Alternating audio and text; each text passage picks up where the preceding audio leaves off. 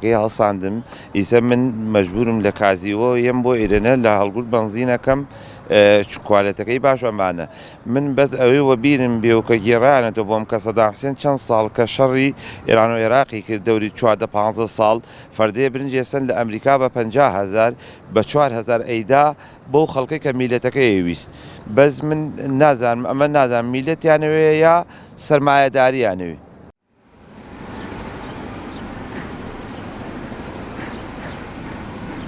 ئەزانی هۆکارەکەی چییە؟ هۆکارە خۆی حکوومەتە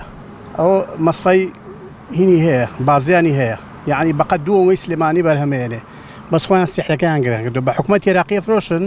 بە 425 بەس بە خۆمانی فرۆشن بە 800-900,000 هۆکارەکەی ئەوەیە هینا خۆی بنزین زۆر زۆرە ئەوە نییە بڵێ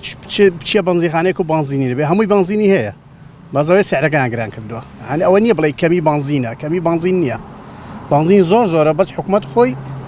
باجی خسۆتە سەرێ ئیتر نایڵێ لە ئێرانەوە بێ نایڵێ خەڵکی تر هەرزانیکە لەبەرەی بنزیخانەکان نیوەی ڕاستی خۆیانە یعنی هیچ شوێنێ هیچ بنزیخانەیەک نییە کە بڵێن ئەمە هەری کەسێکە ئللا مەسئولێکی لە پشتەوەیان حکوومەتی لە پشتەوەیە زۆر ینی فەرقی کردووە ئێمە لە جیاتی 9,000 دێن بە بنزین ئێستا 20,000 دێن بە بنزین یعنی تو حسابیکە یعنی هەر داخلیەکەی خۆمان هەر بە 3,000 بەر بە 3,000 حد زەردەکە لێمە کەوتووە هەر زۆر خراپە سفر یعنی قەینا ئێستا وەڵی بە 1000ش بدا بەس ئەگەر چاک بێ زەرە بە سارەکە نێگەێنێ باشە بەس ئەمە هەر هیچ چینێکیتیانە ئەمە بنزین نییە ئەمە نەفتایە یعنی لە سا 15 بنزینە لە سا 20 بنزینە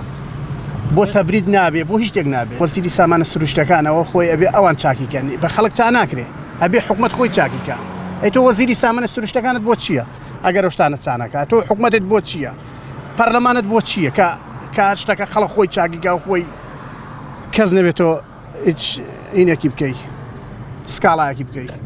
هیچ چاری نییە بەکەت چاک نابێ ئەوە کوردستان بەکەت چا نابێ بە حسابی دۆلارەکە بێ لە کەرکووک ئەی بۆ خۆ دۆلار بەرزە لە بەغا دۆلار بەرزە بۆ هەر بە 450